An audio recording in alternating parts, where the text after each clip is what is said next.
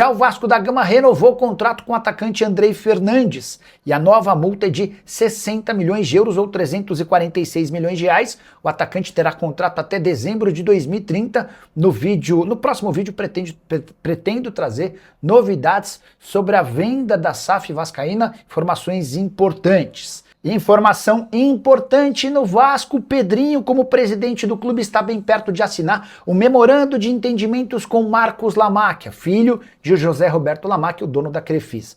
A negociação está super alinhada. Posso contar para vocês que as partes já concordaram com cláusulas, valores e toda a proteção da instituição exigida pelo Pedrinho. Faltam pequenos ajustes para serem alinhados antes da assinatura desse memorando de entendimentos. E aí o passo seguinte é levar o caso para ser votado no Conselho Deliberativo do Cruz Maltino. Coisa avançou e está bem perto de ser concretizada, com a possibilidade de um aporte de 2 bilhões de reais, muito voltado para a quitação das dívidas do clube. O Vasco passa por um período de recuperação judicial, o que permite ao investidor entender exatamente onde estão as dívidas e quanto vai ter de ser pago, além de muito investimento em infraestrutura e melhoria do centro de treinamento de base, do estádio, enfim. A ideia com Marcos Lamacchia é um projeto a médio e longo prazo, para que o Vasco continue sendo sustentável, pagando salários em dia e se torne cada vez mais competitivo.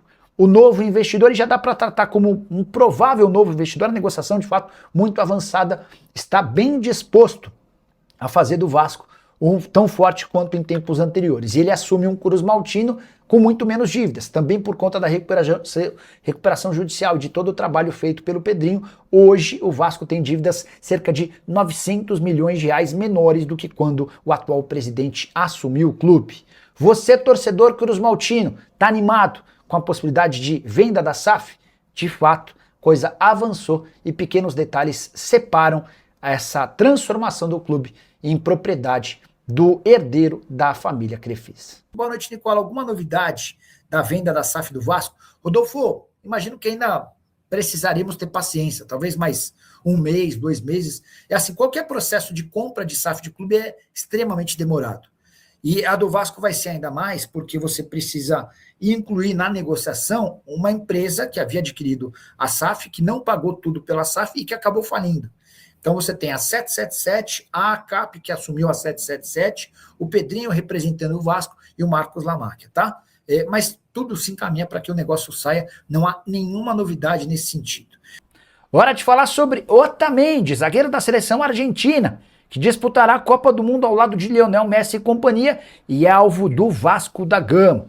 Informação que surgiu nas últimas horas dá conta de que o Cruz Maltino monitora de perto a situação do Otamendi, que, ao que tudo indica, enfim deixará o Benfica, jogador que é capitão, líder e uma das principais referências do time português. Benfica, em busca de uma reformulação depois da temporada bem abaixo das expectativas, já topou abrir mão do Otamendi. Inclusive há uma lista de substitutos para o Otamendi. O Mosquera do Arsenal, o Mendy do Raio Vallecano e o De Vrij da Inter de Milão são algumas das possibilidades. Qual que é a ideia do Vasco? Torcer para que exista um acordo antes da realização da Copa do Mundo, imaginando que o Otamendi possa se valorizar com uma boa campanha da seleção argentina no Mundial que acontece nos Estados Unidos, no Canadá e também no México. Otamendi que surgiu no Vélez Sarsfield e está há bastante tempo no futebol europeu com passagens importantes por Valencia City, além do Benfica.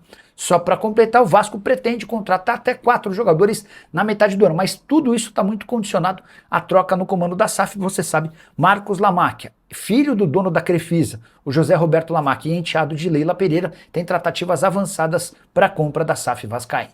E Arboleda pode ser trocado por Marino Inestrosa.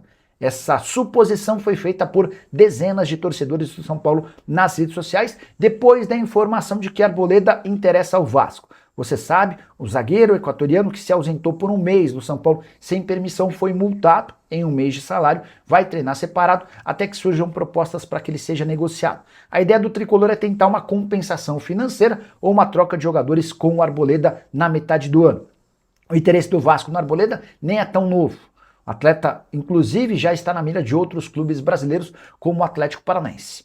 Essa suposição de que o Inestrosa poderia ser envolvido na troca tem a ver com um interesse antigo do São Paulo no atacante colombiano. O Marino Inestrosa, antes de ser comprado pelo Vasco, no início do ano por 30 milhões de reais, esteve nos planos do São Paulo, mas o tricolor não tinha grana para fazer esse investimento.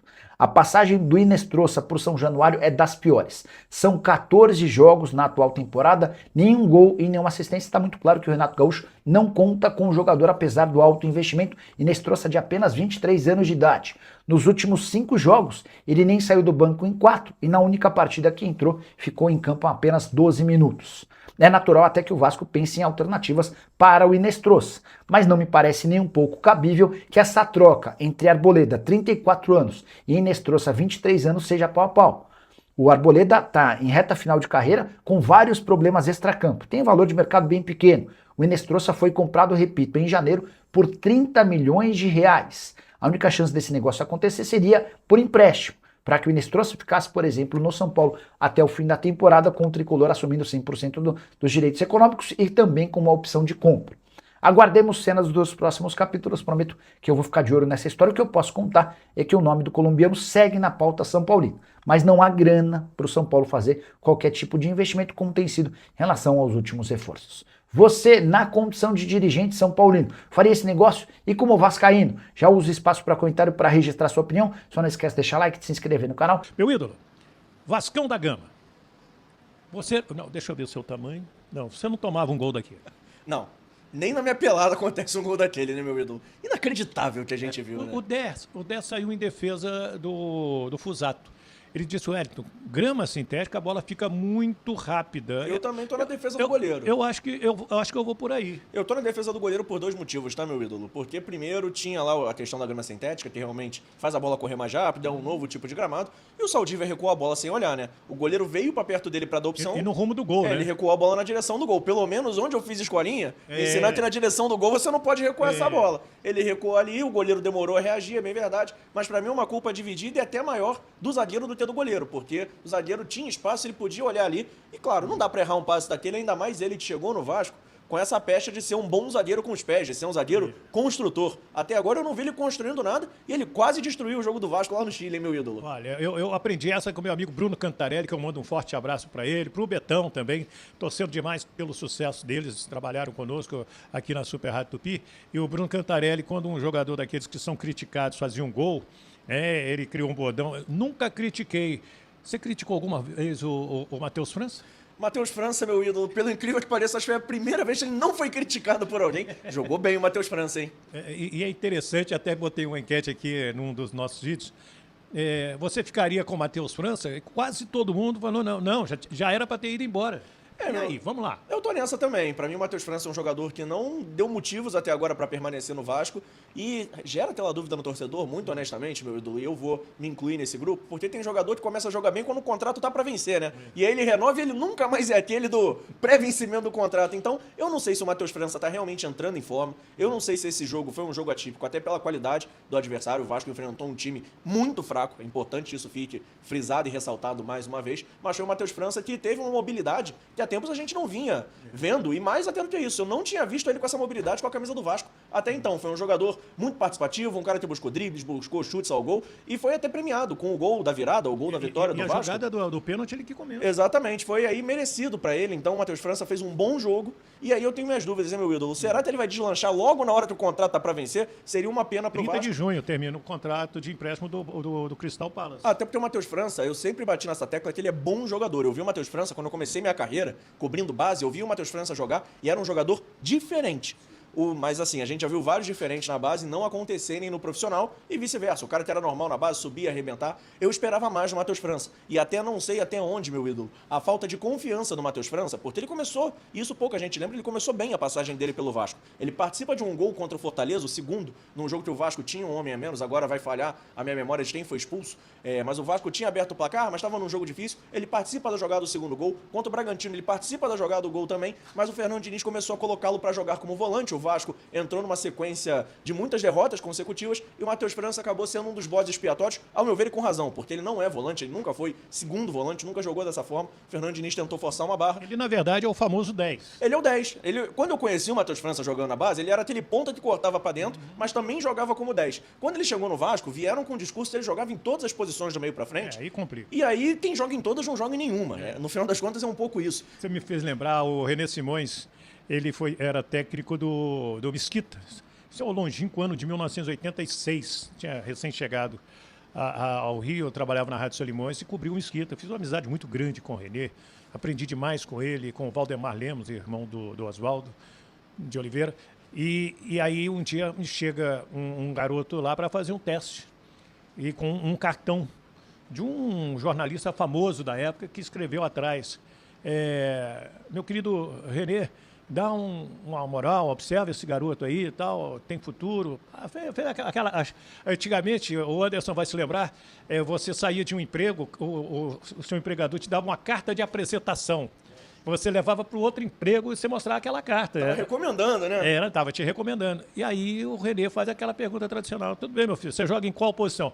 Professor, eu brinco nas 11. Aí o Renê olhou para ele assim: então vai ficar difícil, que eu preciso para a lateral esquerda.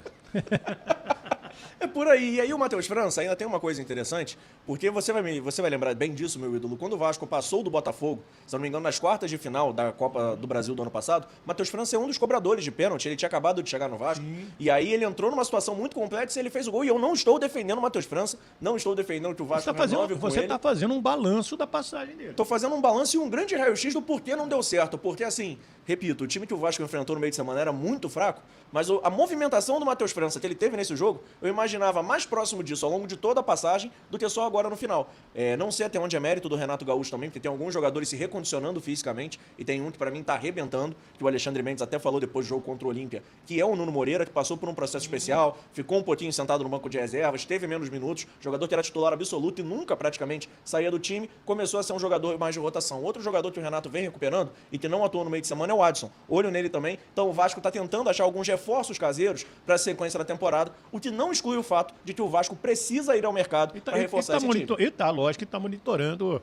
Né? Hoje, a janela, por exemplo, a segunda janela vai abrir dia 20 de julho e vai até 11 de setembro. Meu amigo, você está monitorando desde o ano passado, né? Você liga para o jogador, você liga para o agente do jogador: vem cá, fulano, tem contrato até quando? Até tal. Será que ele quer jogar no Vasco? E ali o cara fala sim, fala não, talvez. E aí é que você abre uma negociação. Vamos falar aqui do garoto. Você sabe que o Valdir Luiz, que gosta muito de garoto, ele observa bem a base, ele tem um olho clínico para isso, né? Mas esse Ramon Rick, agora fez 19 anos, ele já subiu para o profissional. Ele fez 2 jogos de terno e de smoke. Tem algumas coisas que podem explicar essa subida do Ramon Rick. Ele é um jogador talentoso, é um jogador muito intenso, fisicamente é muito competitivo, apesar de ainda achá-lo um pouco franzino para atuar no meio de campo, cabeça em pé. Mas o principal, meu ídolo, que colaborou muito para essa subida dele ao profissional, sem dúvida nenhuma, é a concorrência. O Tietchan não vive um grande momento, o JP talvez não seja o jogador ideal para esse esquema do Renato Gaúcho, e é aquilo de reforços caseiros que o Vasco está precisando. O setor de volantes do Vasco está muito enfraquecido. Hoje o Vasco tem o Barros, o Hugo Moura e o Thiago Mendes. Dá pra contar o Tietchan? Não sei, porque ele não tá jogando tanto por ali, quando jogou não foi tão bem, o JP também não tomou conta da posição. Que a gente esperava que tomasse. Pois é, e aí o Ramon Rick surgiu, e é aquilo que a gente fala, o cara tem que estar no lugar certo, na hora certa, preparado. Contra o Olímpia, o Tietchan não tava se sentindo bem, entrou o garoto, jogou bem no segundo tempo contra o Audax Italiano. Foi um dos melhores em campo, e merecidamente tá furando a fila de todo mundo. Diria até que pro próximo domingo, já dando um spoiler, sem o Barros, que tá suspenso, e o Vasco provavelmente só com o Hugo Moura e também o Thiago Mendes no meio de campo, eu não duvidaria de ver o Ramon Rick nesse primeiro teste de fogo. Já entrando, por exemplo, no segundo tempo, num jogo mais pegado, num jogo à vera mesmo, que a gente sabe que a Copa Sul-Americana, o nível de exigência é menor. Tô bem curioso, inclusive, gostaria que o Renato testasse o Ramon Rick, até porque é um jogo em casa, o Atlético Paranaense tá enfraquecido, sem o Viveiros, sem o Estivel, enfim, com um monte de problemas. Se eu não me engano, até o Odair Helma, que é o treinador, tá suspenso. Então, é um bom dia e um bom momento pro Ramon Rick ser testado, meu ídolo. Gostei da sua opinião, concordo contigo. Você concorda com o JP? Você acredita nesse garoto também? Tem tudo para acontecer, ser a nova joia da coroa, né, dessa base do Vasco da Gama, que tem sempre um bom jogador, principalmente de meio e de ataque, como o Ryan, como quem mais ali? O Vasco nos últimos anos teve Andrei Santos, teve Marlon Gomes. É uma base que vem revelando jogadores nessa posição e é um Vasco que está sempre revelando bons volantes, meu ídolo. Olha aqui, um provável Vasco para domingo contra o Atlético Paranaense: Léo Jardim, Puma Rodrigues, Cuesta, Robert Renan e o Cuiabano que volta, Hugo Moura, Thiago Mendes e Rojas, Adson, Andrés Gomes e David ou Spinelli. No meu time, para domingo especificamente, jogaria o Spinelli, porque eu imagino o Atlético Paranaense vindo um pouco mais fechado, tá sem o artilheiro da competição, ou um dos artilheiros, o principal jogador do time, que é o Kevin Viveiros. Então eu imagino um Atlético tentando jogar um pouco mais no contra-ataque, dando um pouco mais a bola pro Vasco, e para isso ter o Spinelli dentro da área pode ser mais importante. Para mim, o David ele funciona em jogos onde o Vasco vai ter menos a bola e jogar no contra-ataque. Onde o Vasco vai ter que propor jogo, no caso de domingo, tendo centroavante de área, um cara ali para brigar com os zagueiros, pode ser interessante. O Spinelli, que não caiu no meu gosto ainda, é um jogador que para mim ainda perde chances claras de gol, é um atacante que fora da área não é tão técnico e ele não é tão presente, tão matador como era o Verratti, por exemplo, jogador que foi muito bem com a camisa do Vasco. De toda forma, por característica, é o que tem para hoje. E para mim ele deveria começar o jogo no domingo, até pelo gol que ele fez de pênalti contra o Audax italiano. Pênalti muito bem cobrado, de muito risco, meu ídolo. Nossa senhora, se o goleiro se mete na frente da bola, e o goleiro com bola e tudo para dentro do gol. Deixa aí a sua opinião, deixe seu nome, o nome da sua cidade, para que a gente possa então mandar aquele abraço para você. Vem. Fala, rapaziada, beleza? Mais um giro de notícias para vocês no nosso canal aí do Vasco da Gama, o Jornal Vasco News. Então, muito obrigado por você ter acompanhado o nosso vídeo até aqui, até o final, né, rapaziada? Sabadão desse. Amanhã tem jogo Vasco e Atlético Paranaense aí, domingão desse em São Januário. Deixei no comentário o palpite pro jogo de amanhã. Não esqueça de dar o like, se inscreva no canal e ative o sininho das notificações. A gente encerra nossa edição por aqui. Um grande abraço e até amanhã. Fui.